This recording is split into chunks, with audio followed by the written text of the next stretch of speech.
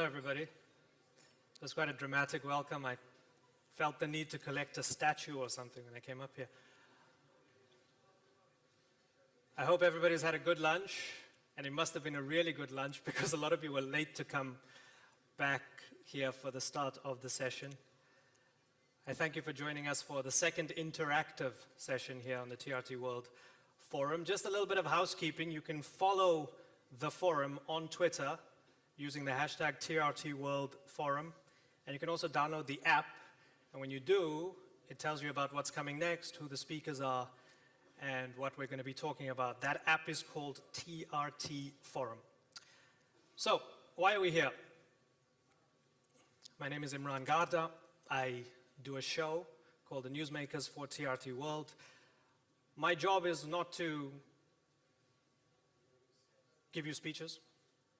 My job is to get the best out of smart people so that all these dynamic ideas can come together and interact, which is what I hope we'll be doing over the next hour and a half. And I'm delighted to inform you that we have a really fascinating panel of guests to unpack what we're calling emerging trends and new threats in the MENA region. What does that mean? Well, let's say Syria, let's say Yemen, let's say Daesh or ISIS, as many of you know. Economic instability. Anytime I mention these things, anytime I mention these countries, Libya, they don't sound good. Why don't they sound good? Why does it seem as if in the Middle East, the cradle of civilization, there seems to be a great lack of civilization in so many parts of it, and so much downright barbarism? What is going on? How did we get here? And how do we get out of it? And as we get out of it, something we'll try to address with our panel as well is, how can these countries in the Middle East create states and places where the will of the majority is respected, reflected democratically, people are free to express their identity religiously, ethnically, and so on, but also states where it doesn't matter whether you're born a Sunni Muslim, a Shia Muslim, a Christian, a Buddhist, a Hindu, a man, a woman, a boy or girl, you are equal under the eyes of the law and in a fair and equitable society. How do we crack that code? I don't know how to crack that code. During my career as a journalist, as an observer, as somebody who's navigated these trends, and so many times I've seen this movie before, I see these patterns and trends repeat themselves over and over, and each time it seems as if we're not quite sure what's going to come next. And that anxiety leads to instability, and everybody wants to know, who's going to fix Syria? How is Turkey going to end up? How's it going to deal with all its multiple threats? When will the war in Yemen come to an end?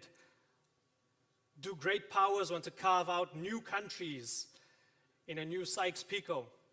Everybody's nervous, everybody's confused. And this is why I'm really happy that we have 4 great thinkers on this panel today to help us tease out some of these issues. And I'm just going to tell you how this is going to go. I'm going to introduce our panelists now.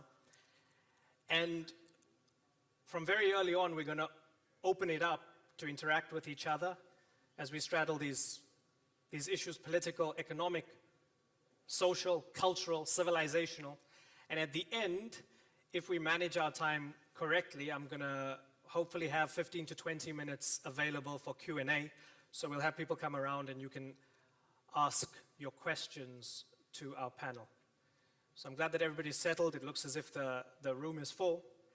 Let me first introduce you to Sheikh Rached Al-Ghannouchi, who is a Tunisian politician and the co-founder of Ennahdha. He's a man who was in exile for many years in the UK, a man who is a symbol of the attempt to show that Islam and democracy can go together, and a symbol of so many hopes and dreams in this region. Sheikh Rached Al-Ghannouchi.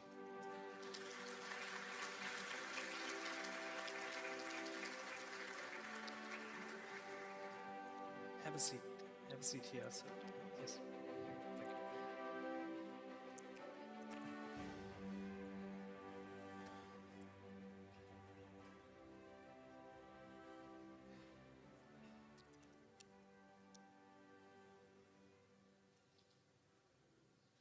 Our next guest that I want to introduce you to is Tarik Yousef, who's the director of the Brookings Center in Doha. And Tarik Yousef actually is somebody who 5 years ago, I was interviewing him, talking about all these hopes and dreams of the Arab Spring. In so many ways, they didn't materialize, so I'm interested to find out what his thoughts are right now. Tarik Yousef, ladies and gentlemen.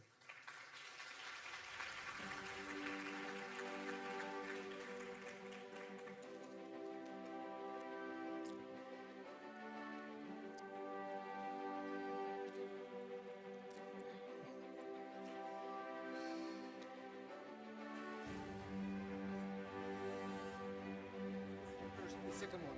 That one? Yeah.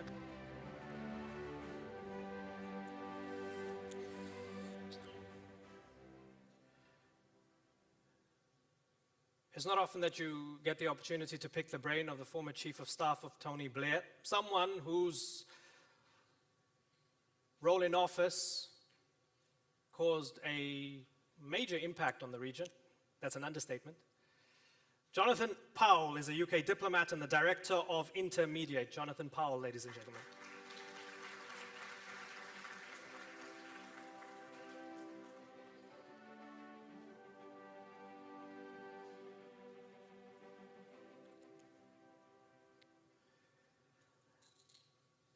As many of you would have seen and heard over the past few years, Ibrahim Kalin has been the mouth and the conscience of Turkey in the English language to the international press a lot of the time. The special advisor to the Turkish president and presidential spokesman Ibrahim Kalin. Welcome.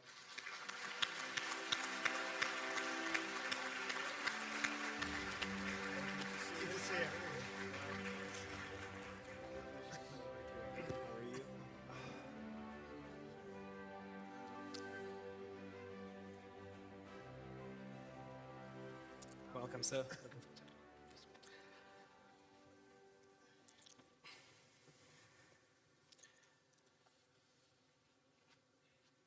So, before we open it up to a conversation, Sheikh Rached al-Ghannouchi would like to say a few words up at the podium.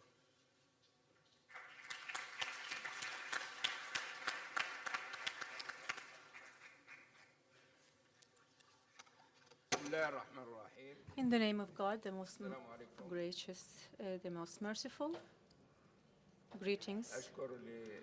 I would like to thank this amazing channel giving us this opportunity to be in front of you and giving my speech in front of you. I would like here to answer two answers. Give the answer to two questions of what's happening now, and is there any shred of light at the end of this tunnel? A lot of phenomena that we can see in this arena. When we think of that, you cannot keep your optimism and your smile when you see tenths of millions being cut off of their lands and new people being brought to these lands, like in Syria, like in Iraq and Myanmar, and like what happened before in Palestine and Bosnia.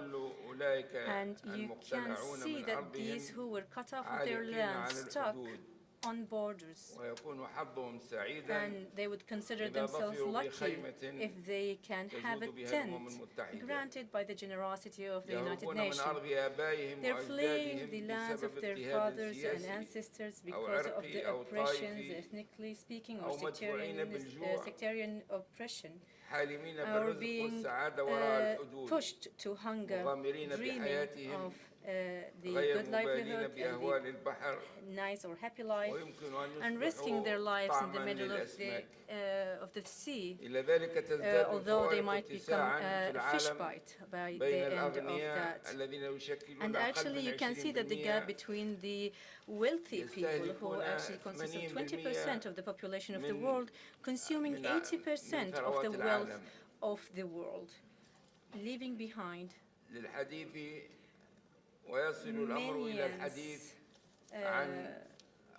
suffering And when you think of the nuclear weapons, these scenes make you feel even that you are about to enter the end of the world. And you can see that there is an awakening, in the awakening of the religion. You can see that there are a lot of intolerance in the waves of terrorism and Islamophobia. And you can see that even the ancient democratic lands are not saved from this increasing waves of ethnic chauvinism, and you can see that the people are being pushed to terrorism, as you can see happening in the USA, who actually are pushed to the era of pre-human rights. And you can see that what has been achieved by the improvements in the politics, in the empire order, is actually based or religion-based. And you can see that the nation state is showing a lot of indicators about what's happening, using the weapons if they didn't see what they want happening. And especially after the collapse of the Ottoman Empire, you can see that the order of Sykes-Picot is creating an unrest in this world. In this unbelievable scene, you can see the young Tunisian person, Bouazizi. He's actually not letting fire on himself or setting fire on himself only, but on the Arabic system it's existing. And he's actually stating the new Arab era that will, after that, he will be followed by a lot others in the Arab world, creating new era in the democracy of Arab world. After 6 years of the Arab Spring happening, how do we see the Arab scene and the Tunisian scene? Actually, this looks very sad, and it's even sadder than how it was in 2010. And you can see that going back to Egypt, when you look at Egypt, people are actually wanting to go back to the era of Mubarak, which is far away now. You can see that the voices of apostasy on the revolutionists, because they feel that a huge regret of doing so. They want, or they want really to go back to the area of the executioners, because actually they would have a little bit of security. And you can see that there are a lot of new groups pushing to go back to their dictators and to actually create extremism.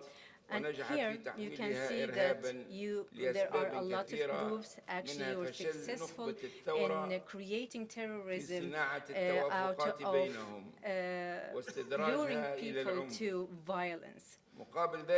And you can see that Tunisia was successful actually in keeping the flame of freedom for, I can say, for many reasons. Some of them because of the external pressure being not that much as it is in other countries, as it is in Egypt or Syria, for example.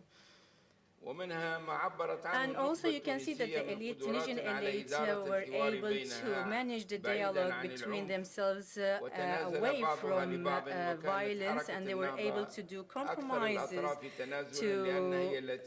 because when you create compromise, especially in terms of having consensus in constitution, that will push you into a consensus-based democracy instead of a democracy that is based on majority who will end up leading and the minority of opposing this kind of democracy.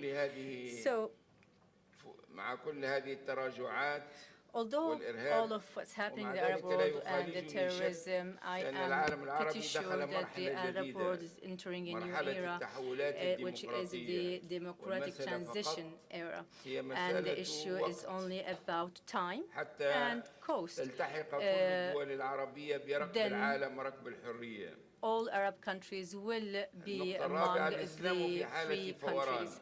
So the Islamic world is is at the moment very unstable, and it's very easy that it will create negative effects and will generate terrorism, and even it can create a positive effect where you can give a meaning to the humanity. And other religions as well can play a huge role, negative and positive roles. The religion can give a meaning to science that actually are being developed now without any order, without any borders. And religion can give a meaning to economy as well, that is at the moment not having any human component. And religion can give a human value, the equality, especially when you look at the United Nations, if they think or give the human their dignity. But unfortunately, it's not happening. And they actually are continuing in enabling some countries to have the veto right, and not to everyone. At the moment, the young people are living in a very sad situation, among them our youth as well. After 6 years of revolution, they were not able to see a real transformation. You can see that there is a high rate of unemployment and unrest in their countries. So their dreams of equality and equitable life is being diminishing day by day. And that's why when they are feeling that it's better to flee this world into the world of Europe, into the world of ISIL, and looking after the caliphate or the blessings of the heavens. So we need to create a good project that will fire again the feeling of dignity, and all of this will enable this generation to create the dignity to themselves. And this will, you know that the caliphate in our era was nothing more but creating a very developing world, a very free world, where you can see that Islam is only there to create an equitable life. But what's happening at the this is what's happening at the moment when you look at our Turkish brothers, how they stand side by side by the Rohingya people, by the Syrian friends and brothers, and how they stood by the Arab Spring that actually creates a light in the tunnel of this period. Thank you very much.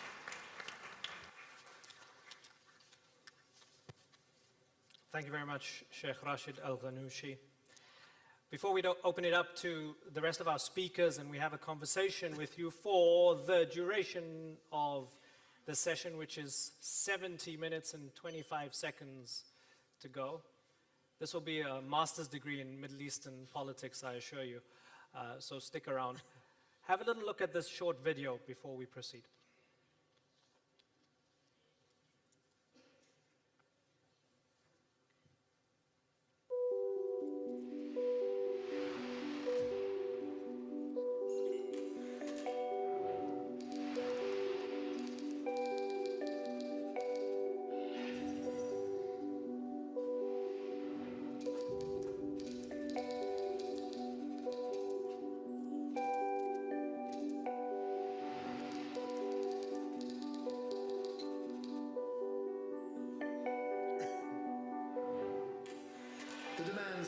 Change spread to Egypt, to Libya, and to Syria and other countries.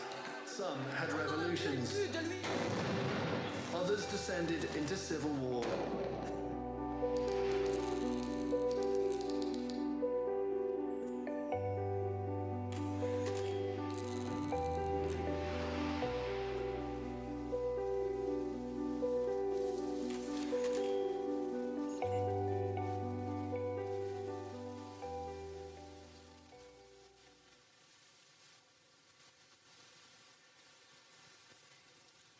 I didn't do my job earlier by telling you can use your headsets, by the way. You can use these that are on your seats if you find them. When Sheikh Rached is speaking in Arabic, you go to channel 1 for English and channel 2 for Turkish. It'll help you out to follow the conversation. So there we are. Everybody had great hope for the Arab Spring. As Rached Ghannouchi said, things looked sad in 2010, and to him, it looks even sadder than 2010. That's a scathing indictment of everything that's happened in the region ever since, after all that hope. Ibrahim, Kalin, why? Overall, what went wrong? Well, before I turn to this question, let me congratulate TRT World. You cannot hear me. Can we turn on Imran Khan's mic? It's not in my power to turn. There we go. Okay. Can you hear me now? Still. Let's use the backup. There we Do you go. still need this? Why don't you- Sorry, it's not in my power to turn this thing on, so someone has to do it. Before I turn to your question, let me congratulate the TRT World for this forum, which I hope will bring a clarity of thought, and that's a key component of whatever we do, I believe, in this age of great confusion and uncertainty. Whether you are in politics or in business or in NGO work or a scholar, I think clarity of thought is extremely important for the decisions you take, for any programs you run, for any institutions you run. The reason I bring this up, or I begin with this, is not just to thank the TRT World for this forum, but also to point out that we have a lot of confusion about many of these issues. And without the clarity of thought, you cannot have moral clarity either. And of course, without clarity of sound. They've got both your mics on now. So. So, is this on? How do we go on? This is okay? Okay. And I also, at the beginning, I want to commend the TRT World for its coverage of the events, its policy of kind of a humane perspective on the news. The reason I again mention this is that we live in an age in which human lives have become statistics, human deaths have become numbers, real lives have become images, symbols, tropes, and things like that, where we lose touch with reality. And I think most of the crises and humanitarian crises and conflicts we see in the world, for a lot of people, are just images on a screen. For those who live through those difficulties, those trials, those crises, deaths, and destruction, I don't think the way we talk about these issues, the way the media covers all these issues, really reflects the severe nature and the harsh degree of the pain, the deep pain and anxiety that all these crises create. As an example, for example, look at the refugee crisis here, starting with the Syrian refugee crisis. This is supposed to be the age of humanism, enlightened rationalism, reason, human values, and human dignity is supposed to be one of the key values of the modern world. But look at the way the powerful nations of the world, and I refer specifically to Western nations, they deal with the refugee crisis. They see it as a problem only when it reaches their doors. And they keep telling other nations, including Turkey, that as long as you keep them away from us, from our doors, from our streets, from our borders, it's not a problem for us. You know, you deal with them. But the reality is that, you know, those problems are so interconnected. The war in Syria affects everything. The conflict in Iraq affects everything. Turmoil in the Middle East affects everything, affects global politics. Therefore, there is no immunity for any nation, for any actor to claim that, you know, as long as these problems are out there, they do not come to our doors, we do not have to deal with them. That's where the hypocrisy or double standards on terrorism, for example, comes in. We've been dealing with this issue for many years. We've been fighting against PKK terrorism, and PKK is listed as a terrorist organization in Europe, in the United States, a number of other countries. But if you look at the way they treat the PKK threat and presence practically, in practice, as if it's not on that list, as if PKK is not a terrorist organization, as if it's a liberation movement and all of that. And you see this, for example, in Germany just 2 days ago. In 2025, places in Germany, throughout Germany, PKK held rallies, open rallies with PKK flags, with pictures of its leader and so on. This is happening in Frankfurt, in most of the major German cities, where, again, PKK is supposed to be a banned terrorist organization, but they let these terrorist organizations, do their propaganda, recruit people, collect money, and all of that, of course, comes back to Turkey as terrorism. Now, can you imagine a situation where any European nation, Germany or another country, will allow even 1% of this for Al-Qaeda or for Daesh in the name of freedom of assembly or speech? Why? Because Al-Qaeda, Daesh, and similar organizations, terrorist organizations, attack Western interests. PKK doesn't. Is that the explanation? Because PKK attacks Turkey, so it's Turkey's problem. Other terrorist organizations attack European nations or Western nations, then it's a global problem. And I think that's where we have to understand the complexities of this issue and have some moral clarity on how we fight against this terrorist threat. Now, coming back to your question, what happened with the Arab Spring, obviously, was as Sheikh Ghannouchi mentioned, and he's one of the key actors of this movement, as a man of thought, as a man of action, as a man of moral clarity for many years. So we really commend him, for his leadership for many years. And his leadership has gone way beyond the borders of Tunisia, has reached almost all corners of the Muslim world as well as the Western world. And of course, I say this with excitement that we need, leaders like Sheikh Ghannouchi even more than ever today. So we thank him for his great leadership for many years. What began there as a popular movement demanding freedom, justice, equality, and a dignified life for all turned out to be a disaster. Why? Because, and I will make a bold statement here, the international system was not in a position to tolerate the promise of the Arab Spring. In a very short period of time, the main stakeholders realized that if they let this continue, and if they let the Arab Spring movement succeed in respective countries, from Tunisia to Egypt to Libya to other places, in Syria and other places, it will change the very dynamics, the fundamental principles of the international order in which we live now. So they realized this, so they stopped it, and in fact they reverse it now. It doesn't mean that the ideas that inspired these movements have died down. I think they're still there. I think they're just waiting for the right time to express themselves again in ways that are not violent, in ways that are democratic, in ways that are inclusive. There's no doubt about that. But if you look at the violence that followed the Arab Spring movements, it came mostly from the old oppressive regimes, like it happened in Egypt. And when Morsi was elected, he became the first democratically elected president of Egypt. In less than a year, he was declared to be a dictator, authoritarian, this and that. And the coup, and the groundwork for the coup was prepared. And when the coup happened, the so-called bastions of democracy in the Western world all either supported or applauded. And they said that, well, stability is more important, security is more important in countries like Egypt than change, than revolution, than democracy. We have seen this, unfortunately, in other parts of the Muslim world. Remember what happened in Palestine in 2006. When the Palestinians went to national elections during the Bush period, everybody agreed that there should be elections, and the Palestinians held free and fair elections. It was probably one of the most democratic elections ever in the Palestinian territories in 2006.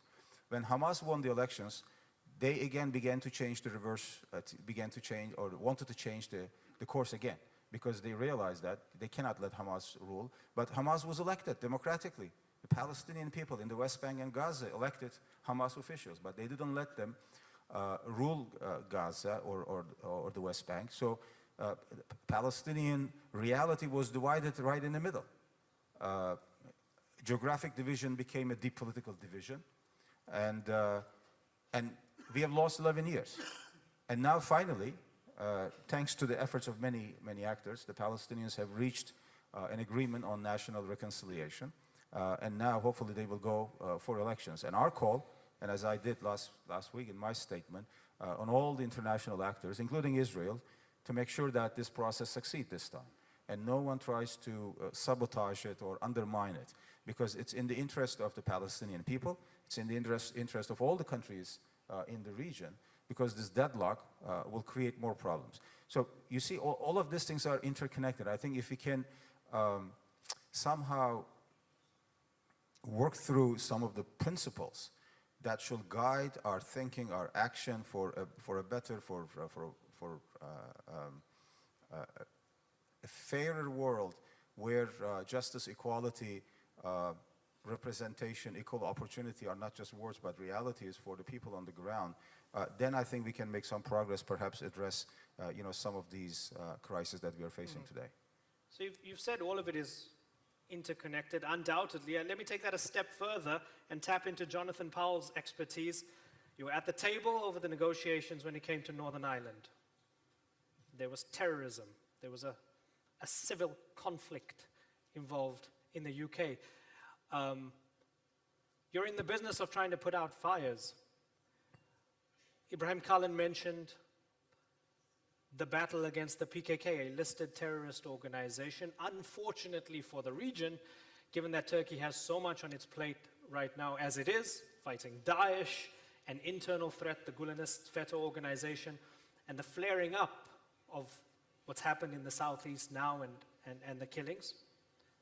Do you feel that the charge made by Ibrahim Kalin is fair, that the West doesn't equate the PKK in the same way as it does with Daesh or with Al-Qaeda and so on? And do you feel sympathy for Turkey and the Turkish perspective when it comes to that?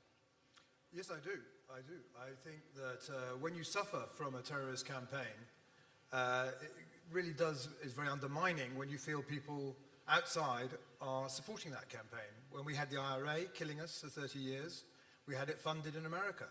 There were people going around, we were collecting cans, raising the money. There were people shipping weapons from the United States to Britain to help the IRA kill British and other citizens on our streets. So yes, I do feel very strongly that Turkey has a case.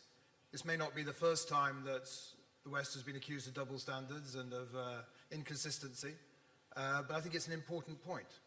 I do think from my own experience, and I know this is what the Turkish government has tried repeatedly, is that if you are tackling terrorism, you really are basically three tools you have to do it.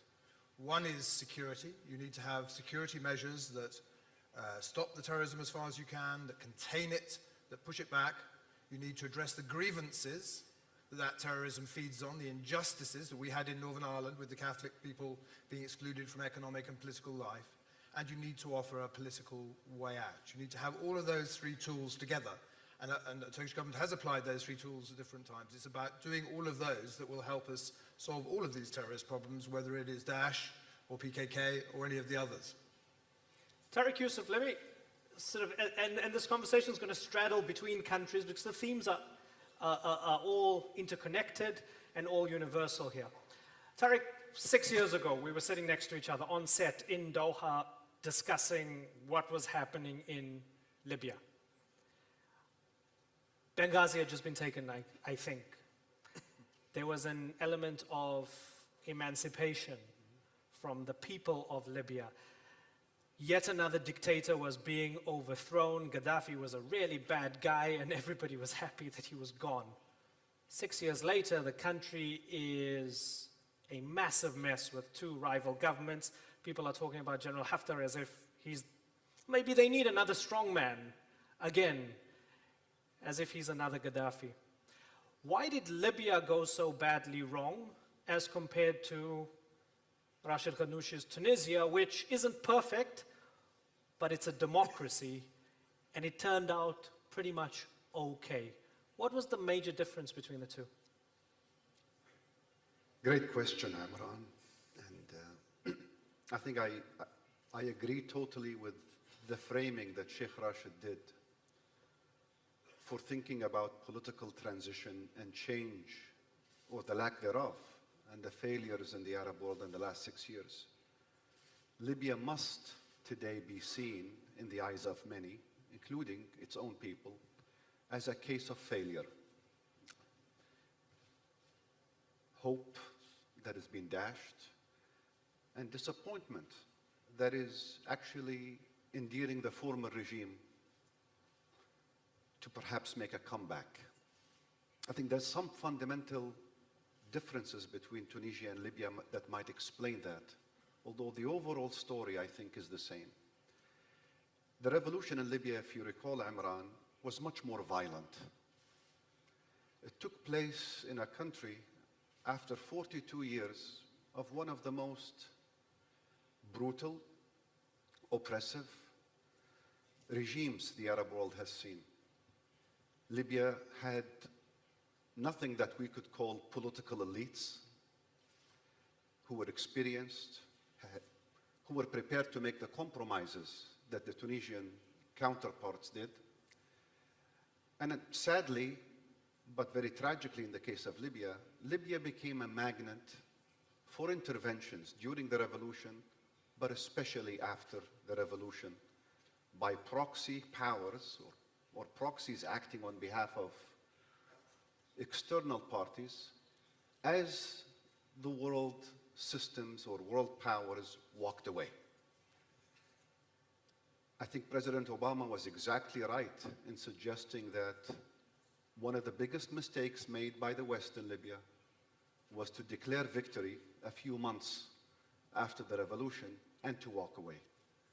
That almost acted as an invitation for regional powers that had not only grievances but had threats by the Arab regime. Powers that in some cases wanted to reverse the course of change, as Sheikh Rached had mentioned, coupled with lack of political awareness, limited education experience, and Libya being a much more wealthier country with resources that external parties wanted to fight over. All of this, in my humble opinion, gave us no chance at marching the long road to political change, to stability, to prosperity. Within a year or two of Libya's revolution, things had become very unstable, the country was in turmoil, and I think there are lessons there that go beyond Libya. Change that is violent is going to breed turmoil, is going to breed instability. Elites who are absent or inexperienced will manage the transition itself, unlike in Tunis, where they made compromises and made reconciliation a priority. In Libya, we chose to fight over who wins. But also external conditions matter, Imran, not just for Libya, but for Tunisia and others. I think the lack of displayed commitment by the Western world to supporting the transition, to protecting the process, to holding people accountable for playing by the rules of the game, change, democratization, inclusiveness, Jonathan, etc. you want to jump in? Jump in. Yeah, I was going to agree with what Tarik said. I was Prime Minister Cameron's special envoy in Libya for a few years. And when I first went there, what people said to me, thank you for supporting the revolution, but why did you go away and leave us with no support while we tried to make our way towards a democracy? And the problem was, I think what the West was doing was drawing the wrong lessons from Iraq. They drew the lesson from Iraq, it's okay to intervene from the air, but don't go in there, don't try and build governance, don't try and help with institutions.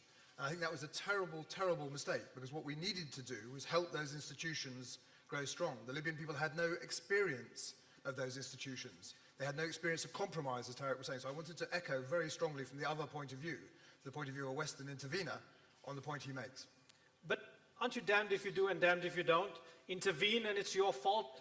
Don't intervene and it's your fault for leaving it to descend into hell.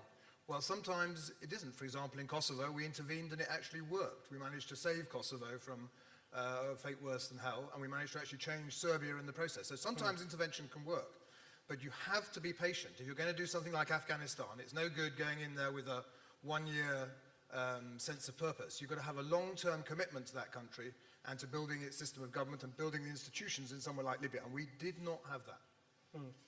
Let me then bring it back to Ibrahim Kalin here and talk about an intervention of sorts that's happening when it comes to Turkey. How real is the fear that Turkey might get sucked into a big mess because it's trying to deal with the problems on its border? First of all, the MENA region is part of the current global system, which is dysfunctional, which is unfair, which is more a system of disorder than order.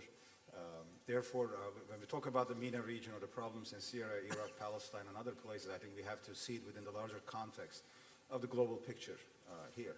Most of the issues we're talking about, intervention or not intervention, they're obviously closely linked up with what's happening at the global level for proxy wars, for power games, old great power plays, etc. So you cannot isolate the region and the problems, from the larger picture, because we also live in this age of butterfly effect rather than snowball effect, where things are no longer mechanical, but they are interrelated in so many different ways. Something happened in one part of the world affecting many other things, triggering many other positive or negative forces.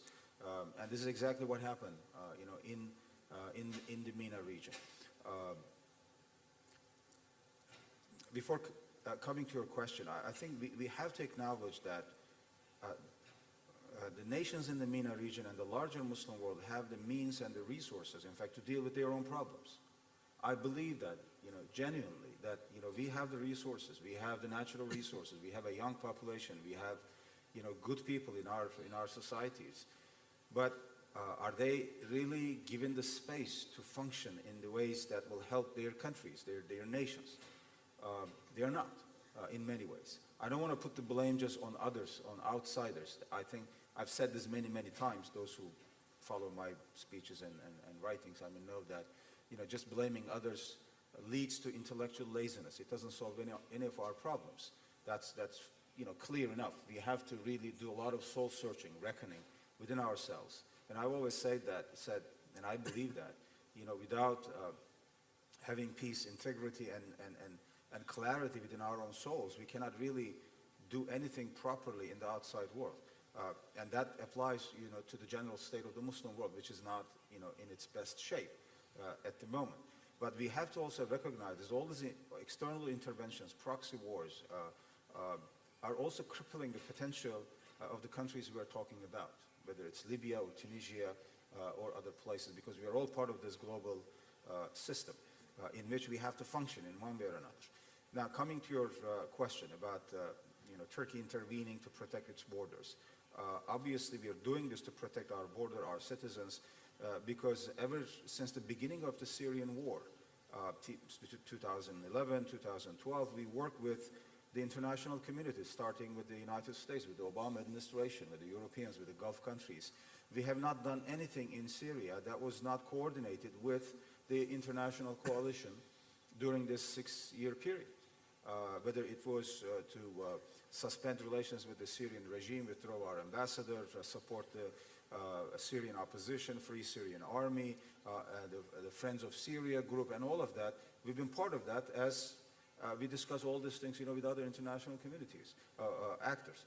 But what happened was that in 2013, when the Assad regime used the chemical weapon, the Obama administration came out and said that it's the red line. If that red line is crossed, then the United States will do what is necessary. It did nothing. The red lines were crossed and nothing happened, and that emboldened the Syrian regime. That gave the space to Iran and Russia to come in, and now we are now stuck with the situation in which we find ourselves.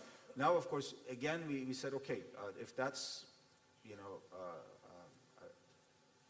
ball game that we have to play, then we have to look for other venues. That's why we developed this relationship with Russia and Iran and started the Astana process, because the Geneva process didn't lead to anywhere. Were you let down by the Western countries? Yes, of course, in Syria, no doubt. But more importantly, the Syrian people were let down, were betrayed by those who had the means to do something, to protect them. Again, I gave the refugee crisis an example, but the political solution, the military intervention, protecting the civilian lives, the right to protect, all these issues. What happened to them? The most powerful players didn't act, and they left the Syrian people out in the cold. And now winter is coming again. This is the 6th winter they will go through. Again, the only solution is, again, to work through all these actors, to the best of our abilities, obviously. There is no perfect solution, but, we try our best. But the reality is that, all these stages could have led to something much better for the Syrian people. And we didn't have to intervene as we did with the Euphrates Shield operation, or as we are now doing as part of the Astana agreement in the de-escalation zones going into Idlib. Even though it's not an intervention, it's really an internationally agreed plan that we are implementing together with Russia. But again, you know, if you look at where Syria is today, how divided it is now between different factions and groups, it's not a good picture. And I think the international community is largely to blame. And it will take years, obviously, to restore peace and stability in Syria and then rebuild that country. Sheikh Rached, and once again, Sheikh Rached is going to answer in Arabic. So if you want to use your headsets, channel 1 for English, channel 2 for Turkish, 3 is for Arabic for anybody else who wants the English translated into Arabic when everybody else is speaking.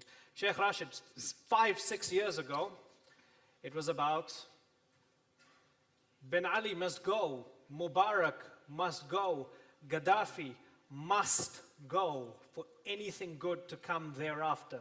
First thing, they have to go. Now we're in a situation where let's cut a deal maybe with Syria. Assad can maybe stay as long as we can stop the war. Do we have to adjust our expectations in the region now? Is that how bad things have gotten? And what does that tell you about where the region is right now?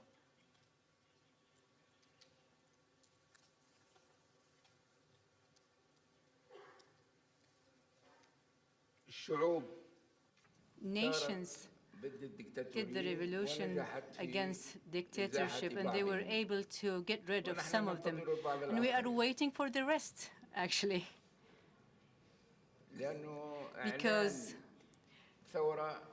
creating a revolution in an area that does not mean that this revolution will be successful. When you start a revolution and succeed in that revolution, it takes time. It might take 10 years, 20 years. The French Revolution, for example, to be able to transfer from a dictatorship into a democratic regime, it took like 80 years. 80 years might seem a long period, but history, you don't write history in 1 day or 2 days. No, for this reason, I know that the Arab world is now in a period of a democratic transition. And this transition might take time in terms of period. And the elite, the politicians of elite will have the ability to shorten this period if they were able, or if they were successful in creating compromises, consensus among themselves. Actually, the elite in Syria were not able to create this up until now, to actually gather their abilities. The differences between the armed groups especially created failure to this revolution and distorted its picture. But eventually, these oppressors will leave. But this actually are all based on the power players in the area. But of course, we will be able to reach freedom as we deserve it. The situation in Tunisia took a small period of time because of the elite in Tunisia were able to solve their own problems around on a table. They were not. They did not go to violence. But as I said, its strategy, its location wasn't as strategic as the others, like in Libya or Egypt. We don't. We were lucky because we did not have petrol or oil. Actually, if we had oil, then it would have been different. Libya had have oil, and for this reason, the international or the external interventions were higher, and the pressure were higher on them, and they were all seeking to get a piece of the pie. And for this reason, this change in Libya is actually more complex than the situation in Tunisia. But there is a light at the end of the tunnel, as I said, and the situation in Libya. This is what I think, actually, that there will be a solution in the horizon. But it takes time. It's a matter of time until the Arab world reaches or be at the same level as the entire modern world. It is in the transitional period, but it will take time. They will be able to reach democracy and stability with the consensus of the Islamic world at all. Thank you. That's an optimistic, wide view of history looking forward. Tarik, Yousef, let me ask you about bad ideas. So we've been speaking about groups and nation states and people punching up, trying to get rid of dictators and bad systems and so on.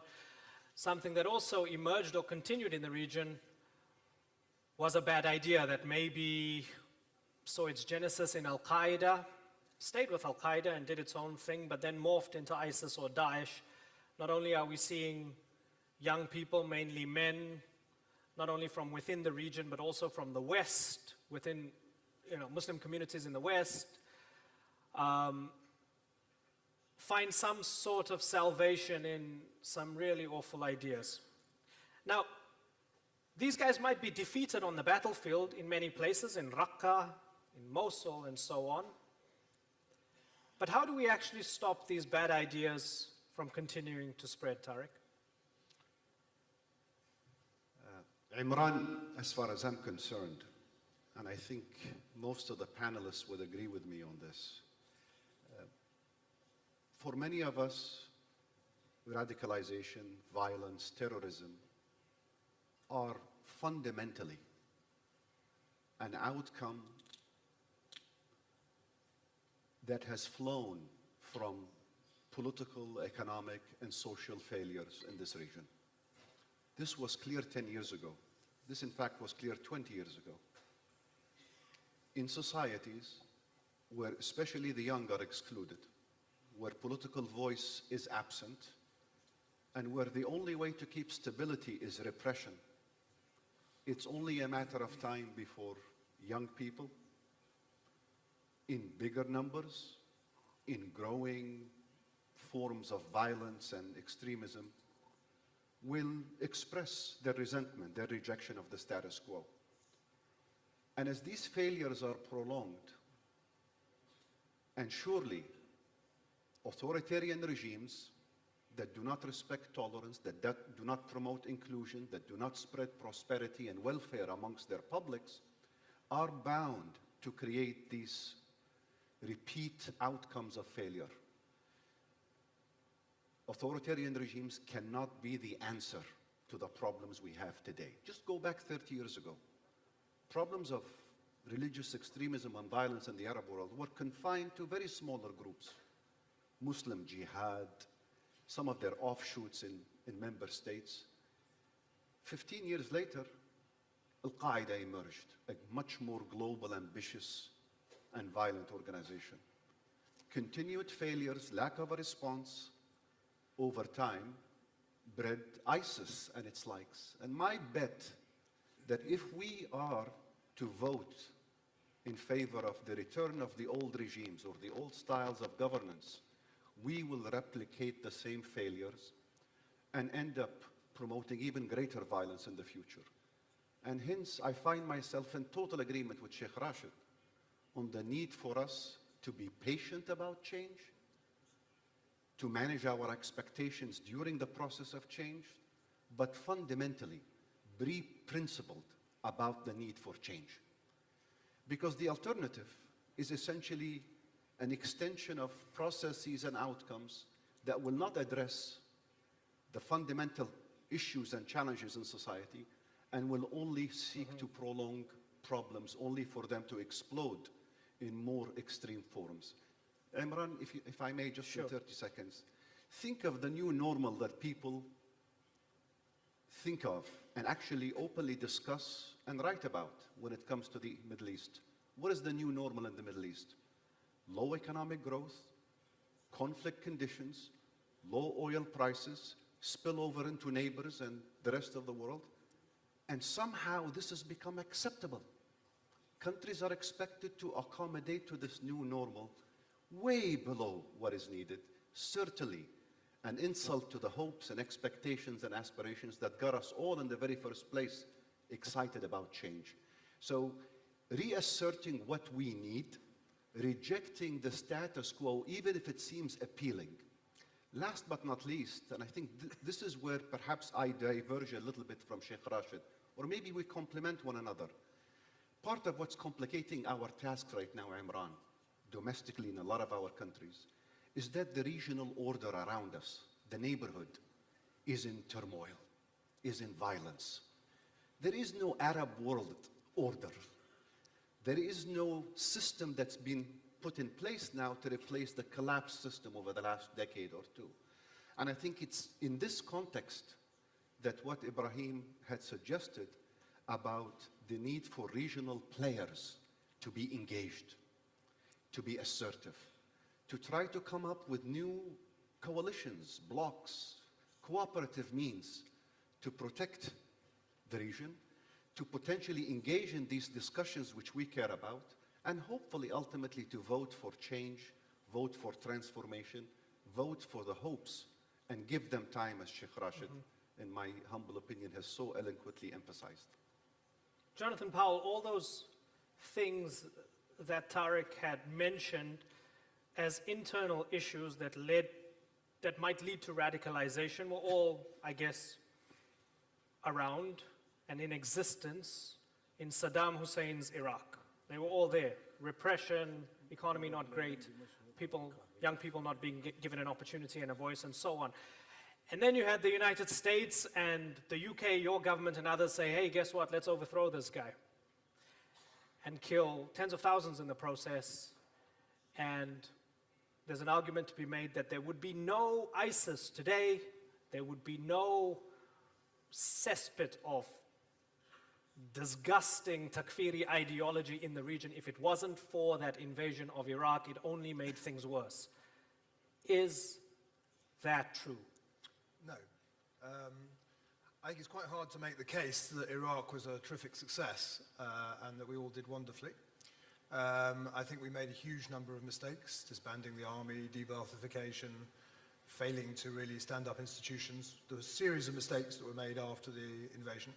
But to suggest that ISIS happened because of overthrowing Saddam, I think is a misunderstanding.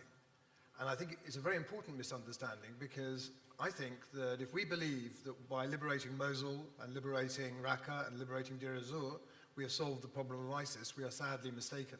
We may have stopped them holding territory, but as long as the grievance exists between Sunni and Shia in Iraq, as long as that feeling, the Sunnis, that they've been dispossessed by the Shia, continues, we'll have the same problem again in Mosul after a short while, we'll have the same problem in Syria as well. And we have to find a way of getting a dialogue between Sunni and Shia inside Iraq. If we don't do that, the problem will recur all over again. There's a reason that 1,500 men were able to take over the city of Mosul despite the Iraqi army, and that was because the people of Mosul didn't want Maliki's regime in Mosul. They wanted something different, even if it was ISIS. And we will face that same problem, and unless we actually get to grips with this and try and get a dialogue properly underway between the two communities, a real understanding. That's why the formation of the Ankara group, I think, on the Sunni side is a very good thing. It gives some sort of coalescence to Sunni views that could lead to some sort of proper dialogue inside Iraq. So I'm not here to defend the decision on Iraq, but I would say that to try and blame all of that's happened on that is to mislead ourselves about where we'll find the solutions in the medium and longer term. Ibrahim, Kalin, something that Jonathan mentioned was an identity based on sectarianism, Sunni and Shia tensions in places like Iraq. Add a Kurdish identity to the mix in Iraq, and this has been in the news now. They've decided they want to have a referendum, they want to break away, they want to have their own country, now's the time. They fought ISIS, they defeated ISIS, and nobody helped them. And now this is their moment, and they want to seize the moment and have their own country. Beyond telling me why Turkey's against it, because Turkey's clearly against it, tell me why you think it's not a good idea for the region right now for people to have their own states. or new states? Well, if you go by that logic, that is that every ethnic group should have a nation state, then there is no end to it. We have 193 countries in the world. We'll probably end up with 300 countries in the world. You can certainly create another 20, 25 nation states out of Europe easily, another 10, 15 out of the United States, another 50 out of Central and Southeast Asia, from Pakistan to India, all the way to Japan, Malaysia, and so on and so forth. So there's no end to it. In Africa, you have 54 countries. You will probably end up with 150. But they're seeing it as a solution to a problem. So we're saying, okay, the region has problems. The region is a disaster. How about if we gave people little states, maybe it'll help fix the problems in the region? Well, okay, that brings me to my second reason why it was a bad idea for Erbil to go for a referendum, is that they've been living, within the Iraqi political structure, which is not perfect, obviously, but if you consider the privileges and the gains that they have made over the years, I think they were in the best position in Iraq as a whole. I mean, compared to the middle belt of Iraq, compared to the south of the Iraqi territories, I mean, they were in the best position. You know, they have their own parliament, they have their own security force, they have their own money, they have their own customs, revenues, and so on and so forth. And they speak their language, they enjoy their cultural rights. And we supported them from the very beginning, you know, in their most difficult times. There were times when we had our own tensions from time to time, but we always stood by the Kurds of Iraq. We don't have any problem with the Kurds of Iraq, but we just had this disagreement over the referendum issue. And the policies that we are implementing now are not designed to punish the Kurds of Iraq in any way, but to make sure that Iraq remains united and we maintain Iraq's territorial integrity and political sovereignty. Because, you know, if it starts there, you never know where it will end. Next will be Syria. Again, their PYD, YPG-controlled areas, they will say, well, we want to go for independence. We don't want to live with the Syrian regime. You go down to Lebanon, you go down to Yemen, and there's no end to it. You know, you let one country break up, you never know where it will stop. Now, your earlier point about the sectarian conflict, I think it's one of the most important, urgent issues before the Muslim world, to which we have to pay more attention as political leaders, as religious leaders, as opinion leaders, as scholars, as ordinary citizens. I think we've neglected this issue for far too long. In my humble assessment as a scholar of history, I don't think the conflict that we see today between Sunni and Shia is directly related to what happened, you know, during the Battle of Siffin and the emergence of the Shia Ali and so on and so forth. I think if you look at how the 1400-year Islamic tradition dealt with the issue of Sunni and Shia Islam, with all the colors in between, we can overcome the sectarian identity issue very easily. We believe in the same God, we believe in the same book, we face the same Qibla. These are the most important elements. All the rest, everything else is a detail. Okay? It's just a footnote on the main text. We can have disagreements, you know, on this particular interpretation of that ayah or that particular historical event, succession to the Prophet, and so on and so forth. And the scholars have discussed all these issues for many years. And there's nothing wrong with that, because you have these differences within Sunni Islam. You have these differences between Sunni legal schools, between Hanafi, Hanbali, Maliki, and so on and so forth. You have these differences within Shia. You have Ithna Ashariya, you have Ismaili, and all other different schools, and so on and so forth. The issue is not about Sunni Shia Islam. It's about nation-state interest. If you look at who's pushing for or using the sectarian conflict or identities today, it's more about nation-state interest. Okay, so let's say it's not about sectarianism. Put the theology aside. No, don't put it. I mean, we should use it. Okay, but it should be part of the discussion. Certainly, but let's put it aside for the second. That's not the source of the problem.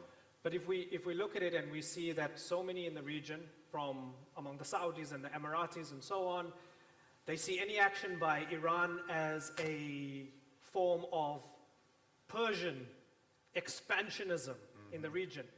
You have those who see Iran as a savior in the region, who see Iran as a savior that's saving their Shia identity, if you like, as a minority in a lot of countries, and they have to turn to them, whether it's the Hazara in Afghanistan or Shias in Lebanon and so on.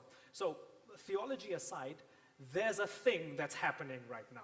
That's right? exactly what's wrong with all this game. Okay, That's what I'm so trying to say. So it's happening right now. So how can we see light at the end of the tunnel now when you have this Saudi-Iranian Cold War and everybody's stuck in the middle, in between? I think we have to understand that the political order that was established in the Middle East and the larger Muslim world after the end of the Ottoman Empire, the collapse of the empire, we had 23 Arab countries, 57 Muslim, 55, 56 Muslim countries here and there. Okay, now they are facts. We are not saying that the borders should change, new states should be established. We should maintain, I think, the national borders. They're part of the Westphalian political order we've been living with for the last 300-400 years. That's a given. Okay, we are not questioning it. But we can create a regional order where, as if borders do not exist, do not matter. National identities do not matter because we have interests and values and identities and historical memories that go beyond the limited petty interest of this or that particular nation state. If we can develop a regional point of view at a time when, in fact, the more prosperous nations of the world are trying to create bigger blocs like the European Union, like the United States, like ASEAN, like NAFTA, going for larger units so that they can manage their particular problems within that larger context. The Middle East is ever more divided than before. Talking about new states and then clans and nation-state or non-state actors and so on and so forth. That simply complicates the problem. One of the issues, of course, we have, again, I refer to my earlier point that the Middle East is part of this very complex and dysfunctional, very unfair global system in which we live now. You have failed states, failing states, and weak governments that prepare the ground for non-state actors to take ownership. If you look at who is calling the shots in at least 10 Arab countries today, from Yemen to Lebanon, from Syria to Iraq, to all the other countries, Libya and other places. It's non-state actors rather than public order, state institutions that are deciding on the very nature of politics there. As a result of that, you have warlords, you have a war economy, you have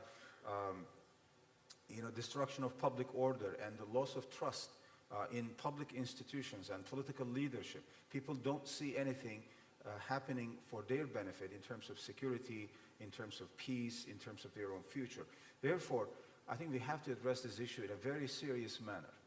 That is, failing states, failed states, creating the environment in which these non-state actors, take ownership, and they end up, of course, creating more complexity and problems, like in Afghanistan, like in other parts of the world. We have to address this issue, and the international community has to look at this very seriously. If they're going to help in any way, in any of these failing states or failed states or weak governments, it has to start by identifying the problem properly. Therefore, if you let this order continue like this, I think non-state actors will continue to decide on the future of the region, and we will all end up, with small pockets of warlords and statelets and tribes and this and that, and there will never be an end to this. But look how Europe dealt with this issue after fighting with each other, European nations, for hundreds of years, with, feudal states, with small states, and then empires, and then nations. Somehow the Europeans managed to overcome that historical legacy of infighting. Modernity was born out of that consensus. But it took world wars to get them to Yes, of realize course. this. Yes, of course it did. But what we've been living through in the Middle East for the last 100 years is no less destructive than the two world wars. Yeah, that's a good point. And now you see, what's happening now. I mean, look at Islamic history. Believe me, I haven't seen this much destruction in the Middle East ever since the time of the Mongol invasion and the Crusaders in the 13th century. Yeah. And we have to do something about it. Yeah, it was a powerful thought. A few years ago, Tarik, there was this idea that you go with America, the superpower, or you're isolated, and you take your chances. Things are a little bit different these days. Ibrahim Kalin mentioned the Astana process. The Americans not involved. As the superpower is less interested or less able in terms of getting involved in the region, is that dangerous looking forward because the Russians and others are filling the gap, or is it an opportunity? I think it's both, Imran. Part of, Ibrahim emphasized the weaknesses, the vulnerabilities and the collapse of the regional order, whether Arab or broader Middle East, the intensification of bilateral skirmishes, domestic conflicts, and the real possibility that more and more countries will find themselves either in the categories of failed, weak, or completely collapsed states. Fundamentally at the heart of this and driving this, and that is why I am a bit worried, much more worried than I was, for example, 6-7 years ago, is that the US is no longer interested in looking after the regional order. The regional order that lasted for decades after World War II, the collapse of the Ottoman Empire, was shaped, protected, sponsored by external powers, namely the US and to some extent the UK. Those countries now are no longer either committed or, quite frankly, as the case in the US, they are not interested. And that is that's driving the intensification of instability and volatility and uncertainty at this moment.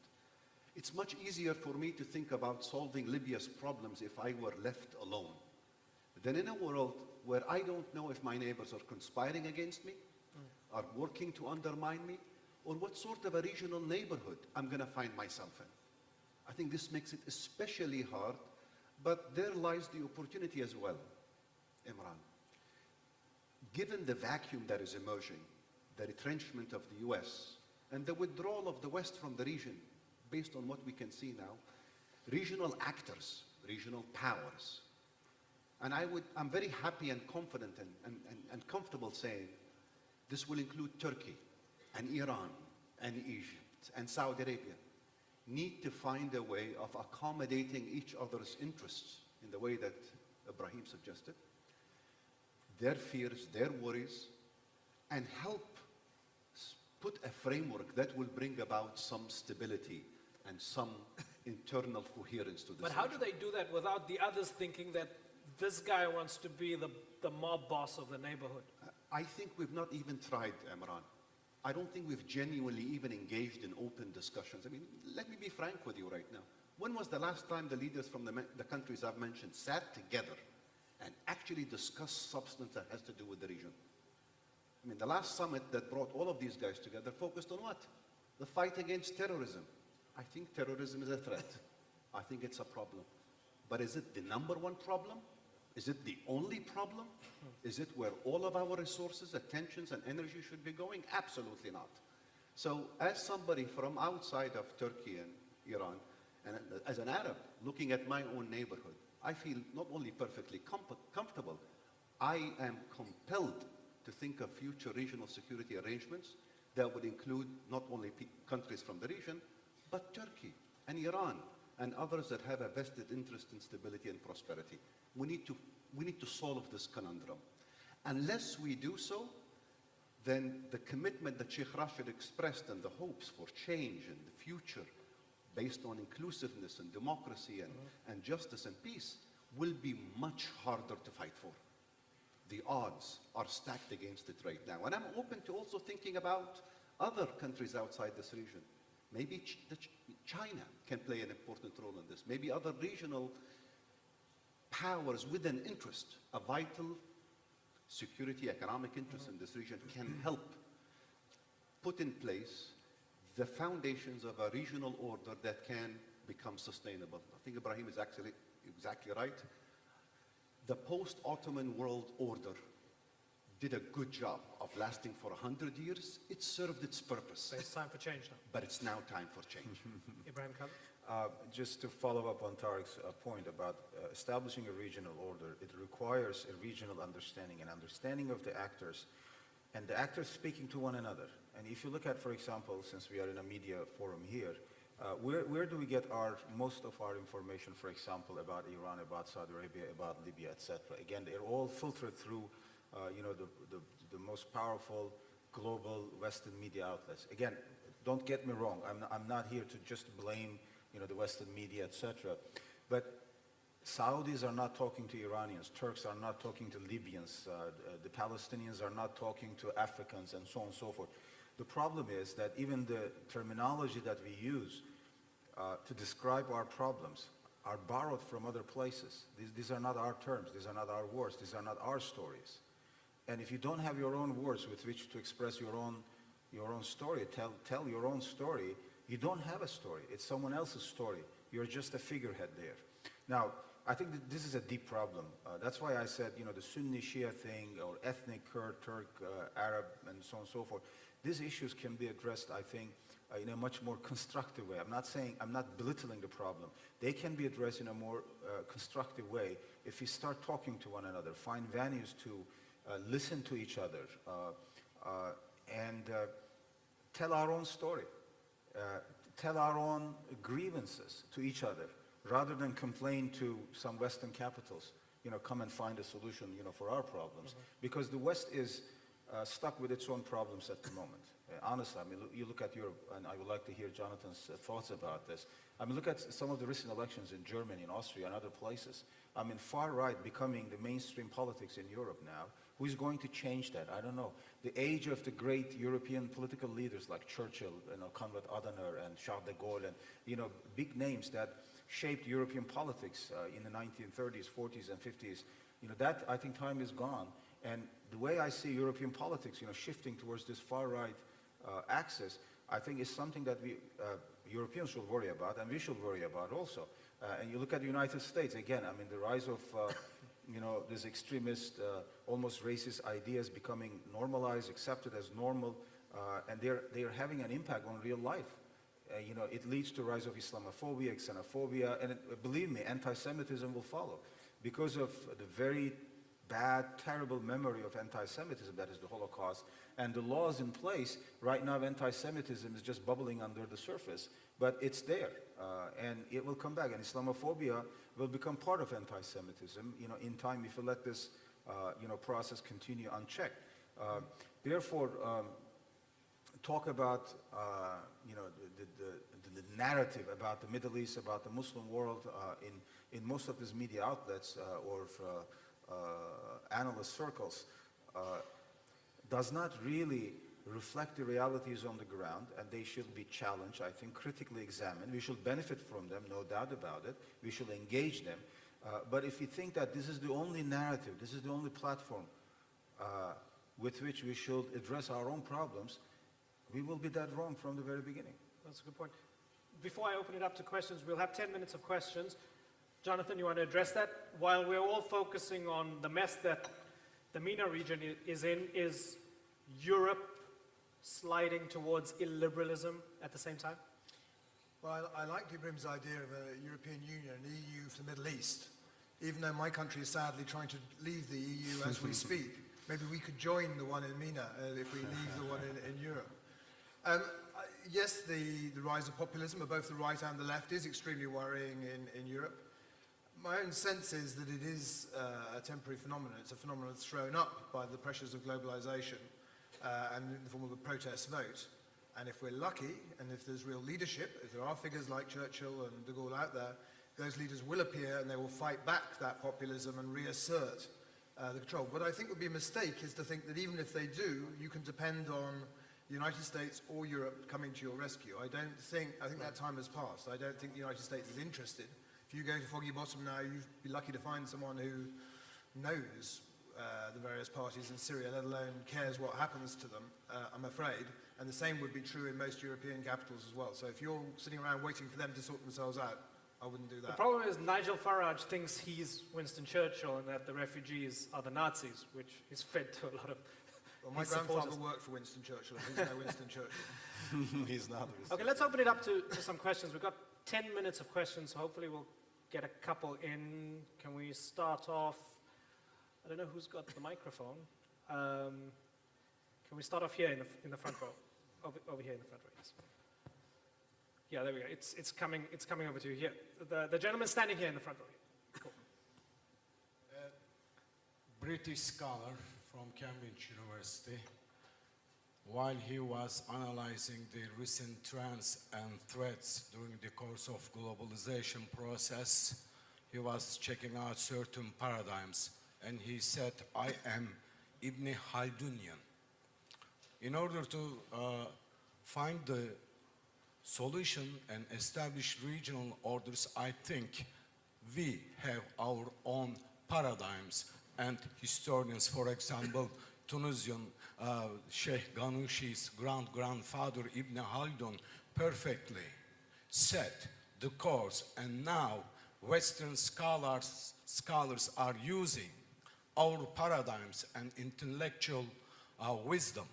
So, Dr. Kalin, please, could you evaluate on from the perspective of your recent book, excellent book, Akıl and Erdem, Intellect and Wisdom. Thank you.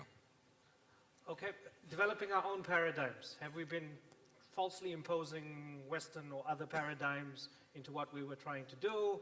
Are we mimicking and becoming a cheap version of things? How do we create our own paradigms? Well, I'll be hesitant to speak in the presence of Sheikh Ghannouchi about Ibn Khaldun.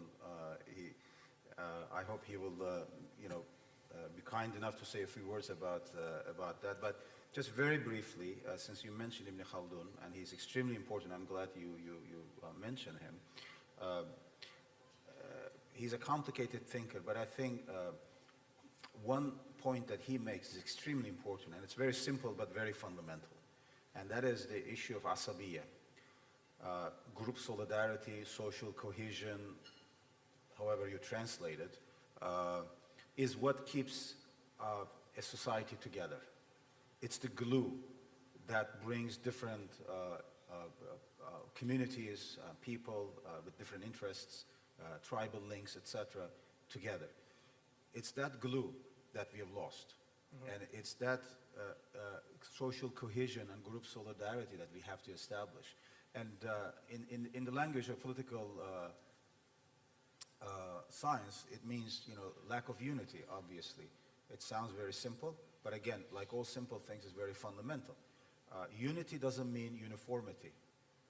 It doesn't mean that since we are united, we will all be the same. No, unity is where, in fact, you have differences, but somehow you find a way to overcome these differences and bring them together and create something bigger, larger than what you started with. And diversity is not disorder, is not chaos necessarily. It's what Ibn al-Arabi called wahda fil kasra, that is unity within diversity. If you can develop that perspective on all these issues, Sunni, Shia, ethnic differences, different nations, different cultures, not just for the Muslim world, by the way, for the entire world. And I think one of the mistakes that we make all the time in the Muslim world is that we think that we should be speaking to ourselves only. That is, this is like, an internal Muslim talk. No, I think we should address our problems in a global language. That's exactly what our ancestors did. If you look at how Ibn Sina, Ibn Rushd, Ibn Khaldun, and others did philosophy, how our great poets wrote poems, how our great logicians like Farabi and others produced their work, or great architects like Mimar Sinan and many others, or musicians like Ziryab, who went from Syria to Andalusia. They had a global vision on the world. It was not limited to one country or one region. That's why their achievements have been so enduring for centuries. And that's the perspective we need today to create our own agenda. Of course, we have to know where our roots are, but once your roots are strong enough and deep enough, then you can have the confidence and the ability to reach out to the sky, and the sky is the limit. Sheikh Rached, if I drop this pen, it's the theory of gravity is the same in every culture, but that's science. Political science a little bit different. So can you actually develop your own version of politics and ethics and systems of governance that's rooted in a tradition that's from this region, that's different to Western systems? Is that possible?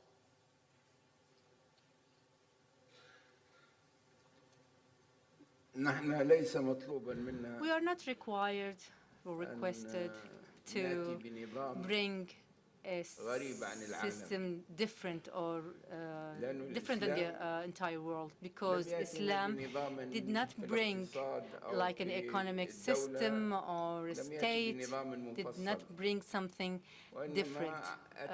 It brought principles and goals.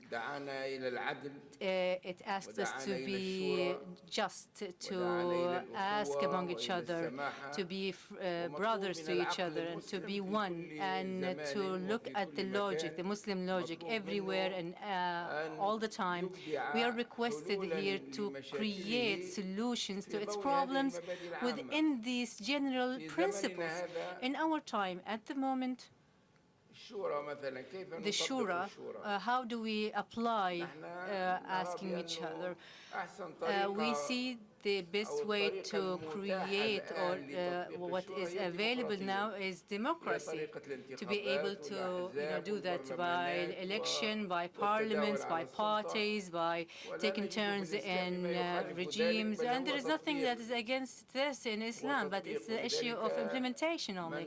And if we call for Islamic democracy, then this is not far away from what is called upon in Europe by Christianity or by the Buddhists, because all religions did not bring something designed especially for each one of them, but brought principles that call upon the wise men to create their own systems that is good for their own time period and that solves their own problems.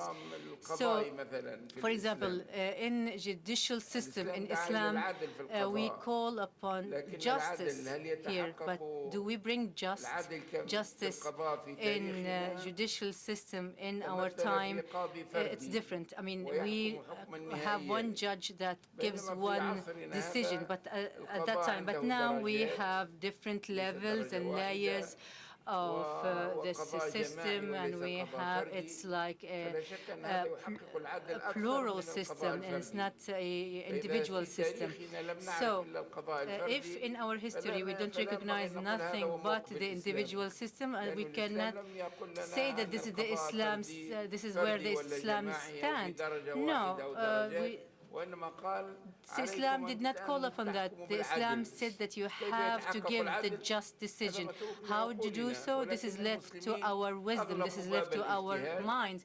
But we close the door upon istishara, upon trying to find what is correct, what's right. And we should not actually just try to mimic the Western states. We need to create our own, to implement what's existing, and what we can actually develop it in the light of our situation, our abilities, etc. I think it's going to be unfair on any questioners if I take your question now and then I rush you and then I rush them in the answers to it, because this is a very tight out, and I really apologize. I see hands have been up here, but unfortunately, we're totally out of time. They're not giving me any more time here. I think they're going to hold my kids hostage if I go over time. So, there's a tea break coming up here and a further session after that. So with a minute left, I'm just going to ask Tarik to maybe wrap us up here. I mean, we spoke about the refugee crisis, for example. As much as we want to blame the Europeans for not being benevolent enough, for not wanting people, for not wanting to do enough to pressure their governments and so on, at the end of the day, you follow the traffic. People are leaving this part of the world to go to that part of the world. This place is more of a mess than there, and people are leaving here. Give me something, give us all something to be optimistic about to ensure that in the not too distant future, people won't be leaving en masse, leaving their homes, leaving their countries, and putting their lives on the line to go to the West. Imran, that's not a 1 minute question. In 27 seconds. But I'll tell you what I've learned in the last few years, just looking at, thinking about refugees, thinking about the Muslim diaspora abroad. I have been incredibly inspired by the readiness, the commitment, and the willingness to give and sacrifice and contribute to their home societies that I've seen across many segments of the Muslim diaspora abroad. I think it's up to us to imagine a world in which even the refugees today, who might have been dispossessed of everything, who may have left because of all the grievances, lack of basic human needs, are possibly future ambassadors, future bridges who could link up both the West with our region. In Libya, in Syria, in Tunisia, the diaspora has decidedly contributed to some of the most innovative practices in health, in social mobilization, in civil society. And I think we should be thinking of this from a long-term, positive, and hopefully an inspirational perspective. Final comments from everybody on the panel. Shall we start with you, Jonathan? Yeah, very briefly, I think the single most important point, and it's the answer to your question, is what Sheikh Rached said earlier, which is we need some sort of historical perspective. We were much too optimistic when the Arab Spring started. We thought all the problems we solved straight away, it would all be fine. We're now much too pessimistic. We think it's over. It is not over. The Arab Spring is going on. We know what happens when you have a revolution, you have a counter-revolution, you have a dictator like Napoleon, but the system moves on. The war in Syria is not over. It may be moving into a different phase, but there will not be stability there till Assad goes. We just completely lack the historical perspective that Sheikh Rached reasserted. And if you reassert that, you'll end up a lot more optimistic than otherwise we might end the session. To follow up as a complement this, there's a story, a well-known story, that when Nixon was trying to open up to China, Kissinger was doing all the backdoor diplomacy, and one day I think they were in China and speaking to the Chinese premier. This is in the 1960s. And at one point, Kissinger approaches the Chinese premier just to kind of kick off the conversation. He asks him about his thoughts about the French Revolution. Says, what do you think of the French Revolution and its consequences? Of course, his thinking was that, so that ideas of freedom, democracy, and things like that will come to China. And how long will it take, for China to kind of appropriate these ideas? That was his kind of hidden agenda in asking that question. And the Chinese premier turns to Kissinger and says, so the French Revolution, it happened in 1789, right? It's too early to tell. Because, for someone who belongs to a state tradition of 5,000 years, a Chinese politician, looking at history from that long historical point of view, I think, the point is very well taken. I think we have to look at the history of the region in a far longer historical perspective. But let me just say one word about the title of this forum, that is Inspiring Change in a World of Uncertainties, or in an uncertain world. I think this is something we have to think about as well. Uncertainties, of course, may create problems, but they may also present unexpected opportunities. At least one thing I think uncertainty teaches us is humility. One virtue that we have lost in the modern world, where we think that we are the masters of the world. We play, God forbid, playing God as if we can decide on the future of everything because we have the power and the means and the technology and this and that. I think a little bit of humility will help us a lot in resolving many of the issues that we're talking about, because these are human problems created by humans. And to address them, I think we need a kind of a more humane approach to many of these problems. So I will end up with this advice first to myself and to ourselves, that perhaps a certain degree of humility will help us, and understand that we're not the masters of the world, we're just the guardians of the world. The world has been given to us as an amana, as a trust, and we shall act as trustees rather than exploiters of this world. Very eloquently put.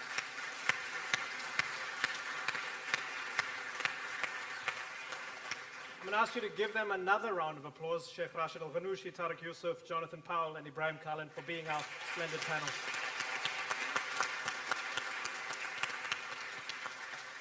Gentlemen, I thank you so much for joining us. It's been a pleasure picking your brains and getting you to interact with each other as we talk about things that are no joke. It's been fascinating. Thank you for your patience. I'm sorry we couldn't get to many questions. The fault is mine. You can meet me outside with your pitchforks. Have a good coffee break. Thank you very much.